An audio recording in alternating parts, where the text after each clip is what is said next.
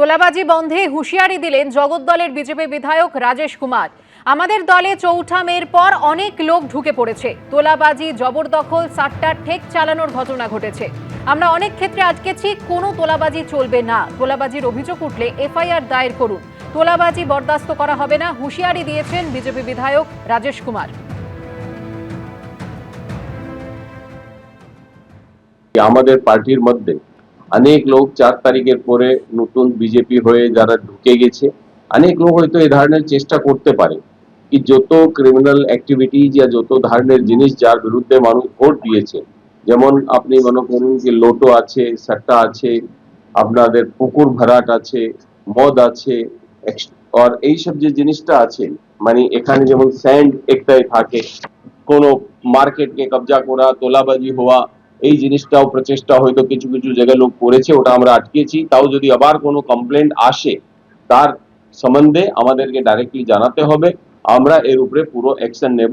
কোনো ধরনের কোনো কাট, কমিশন, ভ্রষ্টাচার, ঘুষখোরি এটাও চলতে পারবে না। কোনো লোক কোনো তোলাবাজি করতে পারবে না, কোনো সিন্ডিকেট হতে পারবে না। নতুন সদ্য বিজেপি হয়েছে, তারা ঢুকে আবার পার্টির ইমেজ খারাপ করার চেষ্টা করতে পারে, এবং আমাদের মধ্যেও কোনো কোনো লোক যদি ভুল করতে পারে তাদের প্রতি আমাদেরকে অ্যালার্ট থাকতে হবে, ইমিডিয়েটলি এফআইআর করে অ্যারেস্ট করতে হবে ওদেরকে।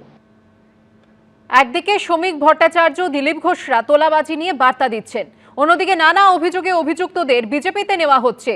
যে প্রকাশিক বড়াইকের বিরুদ্ধে সুকান্ত মজুমদার গরু পাচারের অভিযোগ তুলেছিলেন, তাকে রাজ্যসভায় পাঠিয়েছে বিজেপি।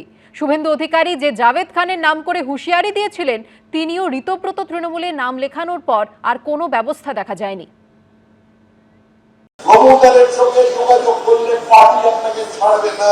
আমাদের বহু নেতা আছেন যারা নতুন এই মধুতে আসক্ত হয়ে যাচ্ছেন।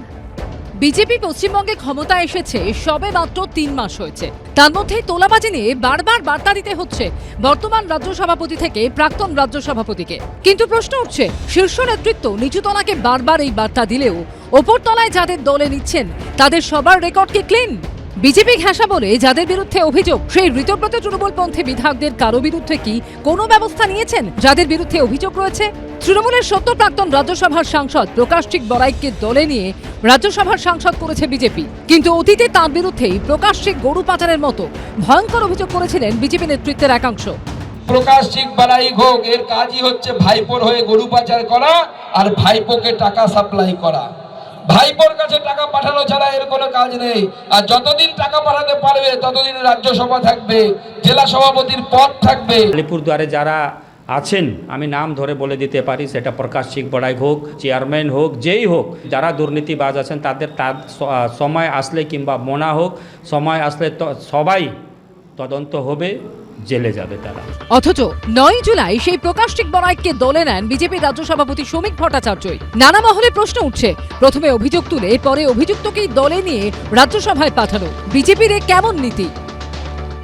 এখন এই তৃণমূল কংগ্রেসের থেকে যারা এই অপকর্মগুলো করেছে তারা যদি ক্রমাগত রক্ষা কবচ পেতে থাকে, মানে রাজনৈতিক রক্ষা কবচ, মানে ধরুন জাভেদ খানের ছেলের নামে যে প্রপার্টি প্রকাশিক বড়াইককে নিয়ে বলেছেন এবং অন্যান্য অনেককে, মানে তৃণমূল কংগ্রেসের নিয়ে নাম ধরে ধরে বলেছেন, বিধানসভায় সইটা দেখিয়েছেন মুখ্যমন্ত্রী ফিরহাদ হাকিমের, কোনো তদন্ত নেই। কেন? আজকে মানুষ কিন্তু আশা করে আছে। তৃণমূল কংগ্রেসের যারা টেন্টেড তারা কোথাও গিয়ে একটা বুঝে নিয়েছে যে হয় বিজেপিতে যাওয়া, না হলে বিজেপি করব বা ভালো তৃণমূল, এনসিপিআই এগুলোতে গেলে আমার বিরুদ্ধে আর কোনো তদন্ত হবে না। বিধানসভা ভোটের পর খোদ মুখ্যমন্ত্রী শুভেন্দু অধিকারীকে একজনের নাম করে হুঁশিয়ারি দিতে শোনা গেছে, জাভেদ খান। चौथा नाम सुनना चाहता है, जावेद खान का बेटा, 90 प्रॉपर्टी, ये लोग लूटा है, ये लूटने वाला। কিন্তু সেই জাভেদ খান কালীঘাট তৃণমূল ছেড়ে ঋতব্রত তৃণমূলের নাম লেখানোর পর তার বিরুদ্ধে এখনো কোনো ব্যবস্থা নেওয়া হয়নি। বিজেপির কাছাকাছি এলেই কি 7 খুন মাফ? মুখ্যমন্ত্রী যিনি ক্ষমতায় আসার আগে এবং পরে যার বিরুদ্ধে কথা বলেছিলেন, আজকে দেখা যাচ্ছে তিনি তার বিরুদ্ধে কথা বলছেন না। এই যে স্ববিরোধিতার জায়গা, এই জায়গাটার থেকেই কিন্তু রাজনীতিতে মানুষের কাছে যে আত্মবিশ্বাস বিজেপির প্রতি তৈরি হয়েছিল, সেই জায়গায় প্রশ্ন উঠবেই এবং আগামী দিনে সেই প্রশ্ন নির্বাচনে ট্রান্সফার্ড হবে কিনা সেটাই মুহূর্তে বলা সম্ভব নয়, কিন্তু একটি সংগঠন ভিত্তিক দল হিসেবে বিজেপি যে এটা ভাবছে সেটা তাদের নেতাদের কথায় বারবার উঠে আসছে। কাটমানি তোলাবাজির বিরুদ্ধে শুরুতেই কড়া ব্যবস্থা না নিলে পরিণতি ভয়ঙ্কর হয়। এখন তৃণমূলের হালই তার জলজ্যান্ত প্রমাণ। বর্তমান শাসক দল কি তার থেকে শিক্ষা নেবে? অর্ণব মুখোপাধ্যায় রিপোর্ট, এবিপি আনন্দ।